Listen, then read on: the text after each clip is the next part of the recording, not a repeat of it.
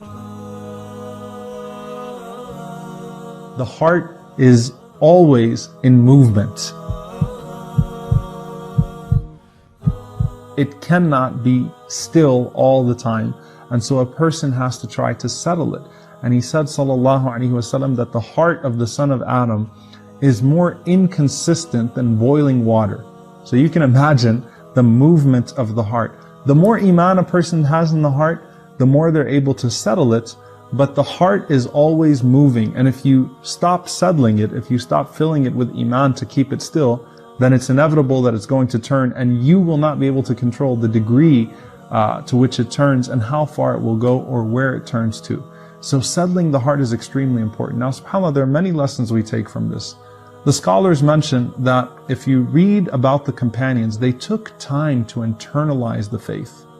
Okay, they understood the inconsistency of the heart, so they took time to stabilize the faith. So Ibn Mas'ud radiallahu anhu, for example, says, we used to read 10 verses of the Quran, understand them, memorize them, apply them, and then we'd move on to the next 10.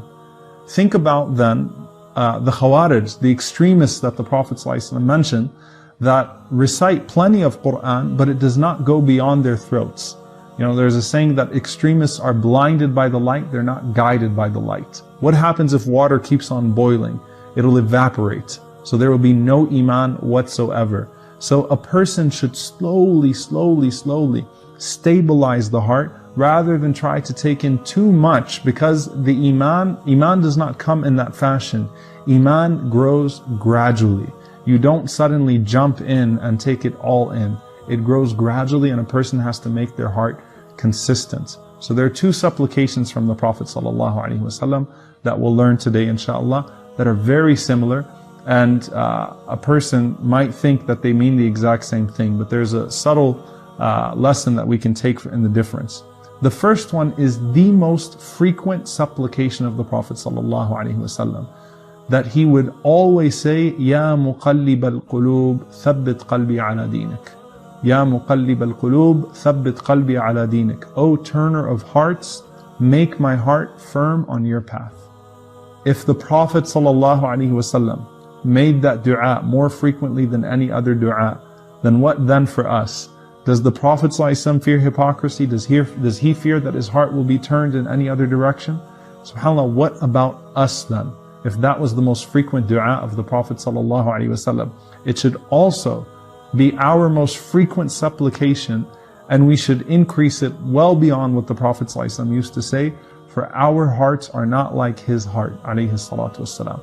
Now there's another dua that's very similar, and I want to talk a little bit about the difference because they're both authentically narrated.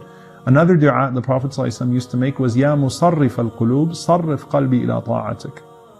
Also, O turner of hearts, but the word is musarrif as opposed to muqallib. Muqallib is to turn, musarrif is to direct. Okay, and siraf is to direct. So, O director of hearts, direct my heart to your good deeds.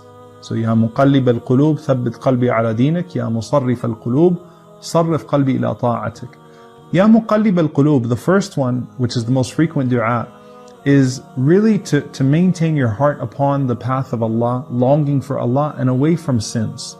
So away from turning to that which is displeasing to Him. The second supplication is that Allah directs your heart to good deeds. So one is that Allah keeps your heart away from turning towards that which is displeasing to Him.